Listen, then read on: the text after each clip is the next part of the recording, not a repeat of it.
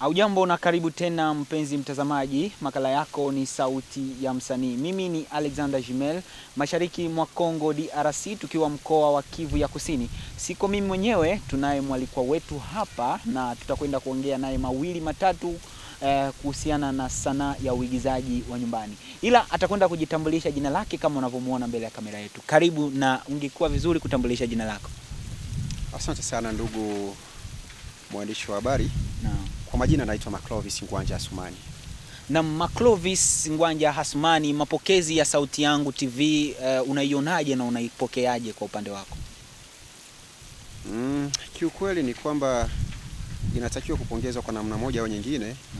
Maana ni media ama channel ambayo itakwenda kuwawezesha walio wengi kufahamika, wale labda ambao walikuwa wana majina watakwenda kufahamika kupitia channel hii ama kupitia media hii. Na wewe unajulikana kuwa ni msanii, pengine kwa sasa ni kazi gani katika sanaa ambayo unaishimamia kwa sasa?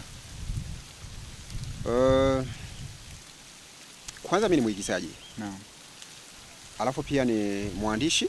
Naam. Na ni mwongozaji wa filamu. Naam. I mean that director. Okay. Yeah.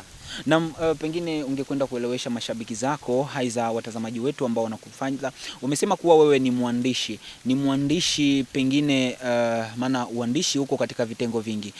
Unashimamia kwa uandishi wako zaidi sana huko kwenye kitengo gani labda? Kama nilivyosema kwamba mimi ni mwigizaji. Naam.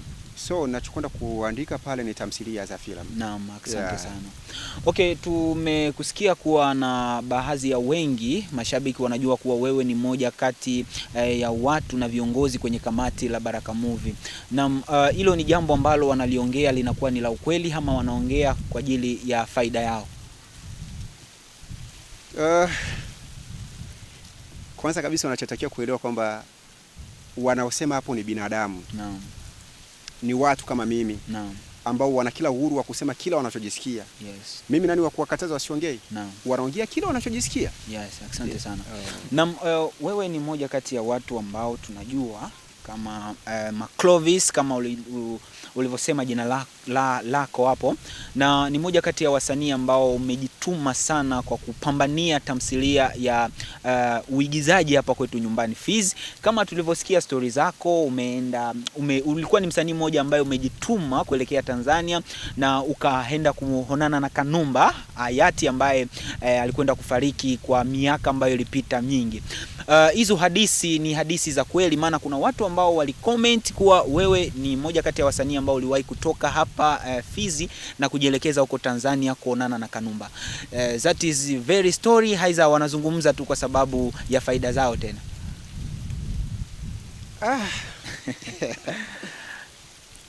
Sasa ndugu mtangazaji, mimi sijui nini unachokiuliza hapo, lakini acha kwanza mimi niseme kwamba nilikwenda Tanzania ndio, lakini sikwenda kwa malengo ya kukutana na Kanumba. Naam. Nilikutana na Kanumba ilikuwa mwaka 2009. Naam. Lakini malengo haikuwa kwenda kukutana na Kanumba. Nilikuwa nafikiri labda kwenda Tanzania kwenda kufanya kazi zangu kule. Naam. Ya maana kama nimeuliza swali hilo, maana ni comment za mashabiki na comment pia za watazamaji wetu wamekwenda kucomment kuwa wewe ni moja kati ya wasanii ambao uliwahi kabisa kutoka hapa ili kwenda kuonana na Kanumba. Na tuachane na hayo, pengine kwa uongozi wa Baraka Movie, wewe kama Maclovis unauonaje? Unaongoza vizuri aiza hawaongozi kama ipasavyo? Kutokana na swali hilo la labda uongozaji wa Baraka Movie, naam, kidogo nitakuwa mgumu wa kuweza kujibu. Naam. Sitoweza kwenda kujibu kwa hilo swali, maana sitaweza kwenda kujibu hilo swali. Na msunaona hapa tuko kwenye tunafanya challenge. Na nikikuuliza swali natakiwa ulijibu, maana hakuna usichokijua Maclovis kama msanii. Na wewe ni moja kati ya wasanii ambao kwa sasa mnafuatilia vitu vingi sana vya hapa nyumbani. Na ndio maana hilo swali lilitakiwa sana na nilipendelewa sana mashabiki zako haiza watazamaji wetu wapate kulisikia kutoka kwako.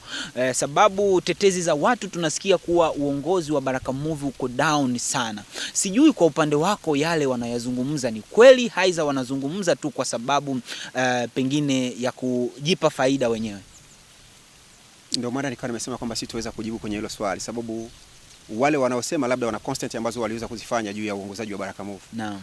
na mimi ambaye labda sijapata chance ya kuweza kufocus about that, inaweza kuniwea ngumu sana kuweza kujaji kwamba wanaongoza vizuri au wanaongoza vibaya. Yes. Lakini mimi ninachokijua kwamba Baraka Move ipo na inaongoza. Naam. Okay, asante sana kwa kutu saishishia hapo. Na tunaendelea. Swali langu lingine ambalo ningekwenda kukuuliza, maana wewe ni msanii muigizaji na umesema kuwa ni director, na pia umesema kuwa wewe ni mwandishi. Pengine ni changamoto gani ambazo unazipata kwa kuandika story zako na kudirect filamu yako? Asante sana, hilo swali kama limeenda shule vile. Hilo swali limekwenda shule na nisipojibu labda naweza kuwa ni mnafiki. Sababu ni kazi ninazozifanya na kiukweli ni kwamba kuna kuwepo changamoto nyingi sana katika uandishi. Yes. Kwanza unachotakiwa kuelewa kwamba pale unapoandika hadithi ya filamu unatumia mind, unatumia akili. Yes. Kwa hiyo unaweza kufikia hatua kabisa ukiwa katika swala nzima la kuweza kuandaa hadithi, yani unahisi maumivu ya kichwa. Yaani unasikia kichwa kinakuuma. Yes. Unalazimika kuweka kazi chini ili kwenda kuchukua labda pause kidogo. Alafu baadaye unakuja kurudia, unakuja kuanzia tena kazi yako. Alafu pia kutokana na hali halisi ya kisasa, pale unapokuwa unafanya hadithi ya filamu, unapoandika hadithi ya filamu kama vile director, unatakiwa kuandika hadithi ya filamu kutokana na wasanii waliokuzunguka. Yes. Unaweza kuwa una hadithi nzuri, alafu wasanii watakaokuja kuifanya wanaifanya na kuja kuwa mbaya. So katika swala la kuandika unatakiwa kuandika huku ukiwa unamwangalia ni nani atakayekuja kushiriki, atakayekuja kuperform kwenye hiyo scene. That's why changamoto zinakuwa ni nyingi sana. Ni nyingi sana. Kiukweli zinakuwa ni nyingi sana. Na sasa pale ambako unapokwenda kupanga haiza kuandaa msanii, yani mnasema kuwa kama ndo casting, mnakuwa mnafikiriaje na ni kipi ambacho kinawafanya kujua kuwa huyu ni msanii ambaye ana hii casting kabisa imemvaa vizuri? Unajua ndugu mtangazaji, kwanza tunachotakiwa kuelewa kwamba filamu ni uwakilishaji fikra jamii. Kwa sanaa tunayoifanya sisi ni kuwakilisha fikra za jamii. Yes. Tunafanya maisha halisi, haya maisha tunayokwenda kuyaishi. Katika swala tu la kuongea kama hivi ninavyochenjiana mimi na wewe. Kama vile mwalimu, kama vile msanii natakiwa kujua kwamba huyu mtu ana uwezo gani wa kufikiria. So hata nikiwa naandaa filamu yangu kwamba hii casting fulani naweza kumfaa. Yes. Hiyo ipo sana. Na pengine watazamaji haiza mashabiki zako wanaweza taka kujua ni kazi ngapi ambazo umeshawahi kuzifanya toka hapo ambapo ulikwenda kuanza uigizaji wako mpaka sasa? Nimefanya kazi isipungua kazi 20. Ikiwemo Opportunity. Opportunity ni filamu ambayo ilizua gumzo sana. Sababu kwanza katika kipindi kile ni filamu ambayo ilifanya vizuri. Yes. Maana nilikuwepo na Brother Sum, Emeka Sum. Na kipindi kile nilivyofika hapa Kongo nilikuta kwamba Emeka ndo alikuwa na jina kubwa. Nikafanya vizuri kiukweli, jamii walipokea. Mwenyewe nikawa nimeridhika. Yes. Pamoja na mapungufu yote yalikuwemo, lakini kiukweli ni kwamba nilifanya kazi na nikaridhika. Baada ya hapo nikaja kufanya My Arts ambayo ilitaka kumaanisha sanaa yangu. Yes. Nilifanya na Mr. Black na Sister Happy. Baada ya hapo nikafanya Udongo wa Asili, Homeland.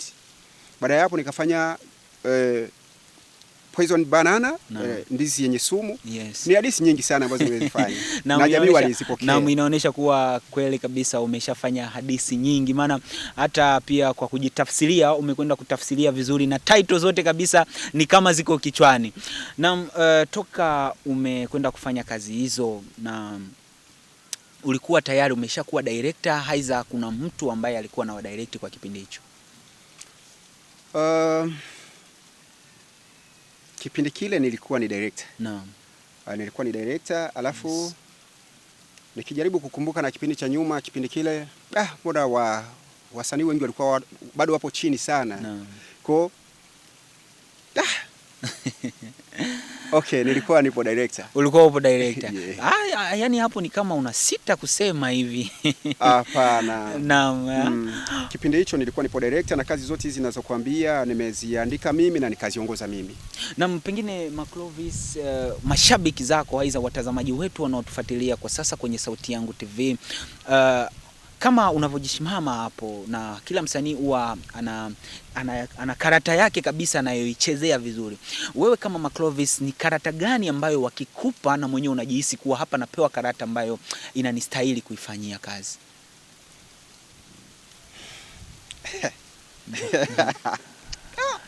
I say. Yes. kwanza mimi ni msanii. Naam. I mean kwamba kila karakta ambayo anaweza kupewa anaweza kuifanyia vizuri. Yes. Lakini kiukweli ni kuna kuwepo zile ambazo ukipewa mwenyewe unajua kwamba hapa naweza kwenda kuiendo. Naam. Hapa naweza kuimudu. Naam. Lakini acha mafanzi wazijaji. Yaani unamaanisha kuwa mafanzi wako ndio watajaji karata zako zote ambazo umeshawahi kuzifanya, na hata zile ambazo unazificha huko haujawahi kuwaondolea kuwatoea nazo kisawasawa, sio hivyo? Na bwana Maclovis, nadhani kabisa tuko katika mji wa Baraka, na pengine tungekwenda kudadisi na kudiskasi kuhusiana na sanaa ya uigizaji wa nyumbani pia na uimbaji, maana nayo pia ni sanaa, hata uchezaji mpira. Kwa miaka iliyopita tuliona kabisa msisimuko wa sanaa ya muziki wa hapa nyumbani, lakini kwa sasa tunaona kama sanaa ya uigizaji inakuwa kama nayo pia inaanza kujionyesha. Hivi unaweza kukawa na neno kwa hilo? Na ni kipi ambacho zaidi sana kinatuma sanaa ya uigizaji kuinuka na sanaa ya muziki kwenda chini kwa upande wako wewe? About sanaa ya muziki nitashindwa kukujibu, maana mimi si mwanamuziki. Naam. Labda wao wanaweza kujua kwa nini kipindi cha nyuma walikuwa hapo hapa. Naam. And then wamekuwa hapo chini. Naam. Wao ndio wanaweza kujua. Yes. Lakini tu labda nikujibu kwenye swala zima la sanaa ya uigizaji. Naam. Ni kwamba kumekuwepo kujituma fulani. Yes. Ndio maana sanaa ya uigizaji inazidi kupanda. Naam. Maana kuna watu ambao wanajituma. Yes. Yeah. Na Maclovis, pengine watazamaji wategemee nini, kazi gani na kazi hipi mtandaoni kutoka kwako? Kazi zipo nyingi. Naam. Lakini hatukufundishwa kucheza kabla ya muziki. Naam, yani unataka kumaanisha kuwa watazamaji wako haiza mashabiki zako wasikate tamaa kabisa kwa hilo. Na wakae mkao wa kula kabisa. Naam, tumekwenda kuona kwenye movie ya Mwisho Wangu yake director Papi Saleh amekushirikisha ndani kama mchezaji, na unaweza katuambia story fupi mle ndani, wewe umecheza karata gani kwenye movie ya Mwisho Wangu? Mwisho Wangu, naam. Kwenye movie ya Mwisho Wangu, naam. Sasa hilo swali unaniuliza wewe, hujafuata hiyo movie?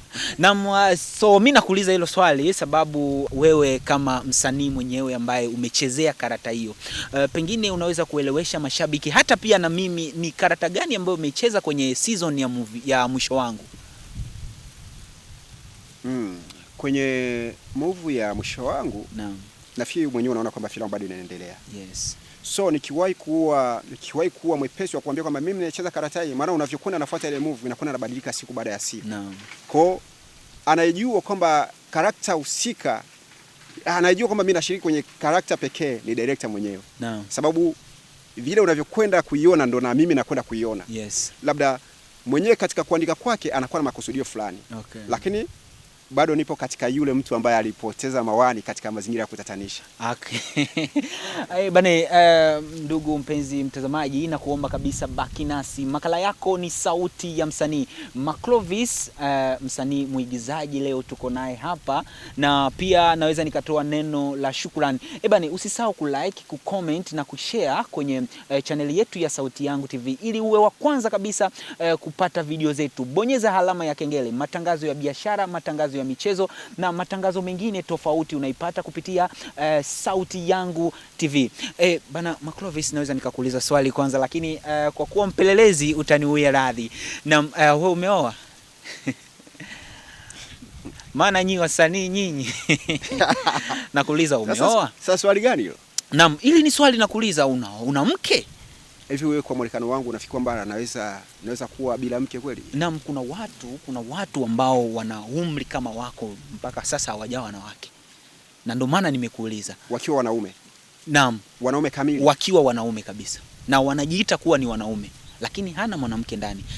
Lakini anaishi kwenye maisha ya bachelor. Na ndio maana nimeuliza hilo swali.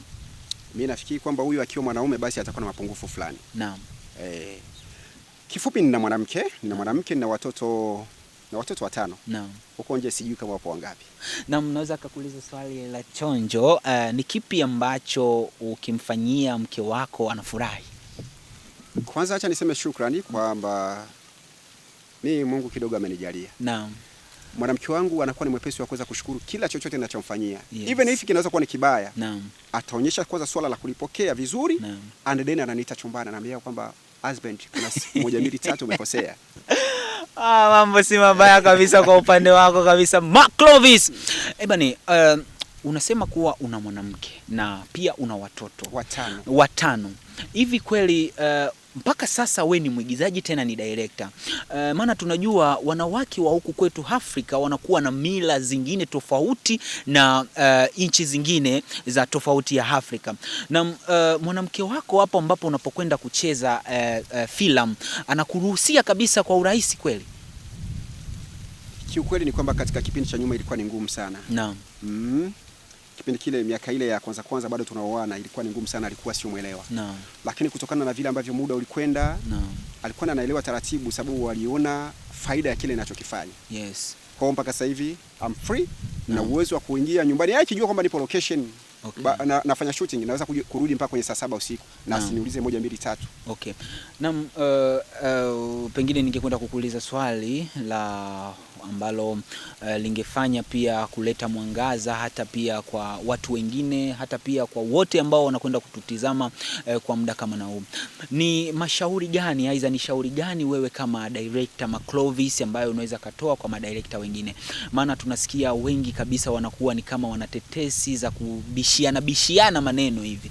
Wewe kama Mark Clovis unaweza ukawapa shauri gani ili kurudumu la sanaa ya uigizaji lisonge mbele?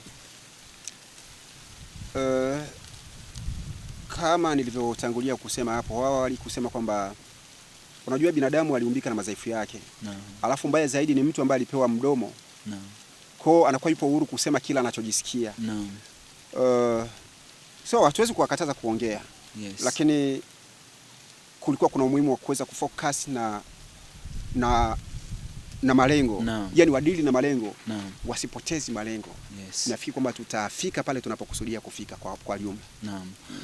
Kuna madirector wale ambao wanakuwa na moyo wa kutaka kuwa kama moyo, yani tuseme wana roho mbaya, yani ya kunyima wasanii. Wewe una kazi, mimi Mark Clovis kwa mfano una kazi ya kuachia, aidha una filamu ambayo unapanga kuicheza. Alafu kaenda kwa director fulani kumuomba wasanii ili ufanye kama selection, alafu akawa kama nakubania. Au madirector wa design hiyo, kwa upande wako wewe unaweza ukawapa shauri gani? Swali ni ndefu. Kama vile sijalielewa. Lakini umelielewa. Bado sijaelewa vizuri. Hujaelewa vizuri. Sema kwamba endapo naweza kuwa na kazi alafu kukawa casting inayomlenga msanii wa kundi fulani, nikawa nimeenda msanii. Basi mbona director huyu atakuwa hajielewi? Naam. Director huyu atakuwa hajielewi sababu unajua bro, sisi tunachokifanya tunakwenda kwa media.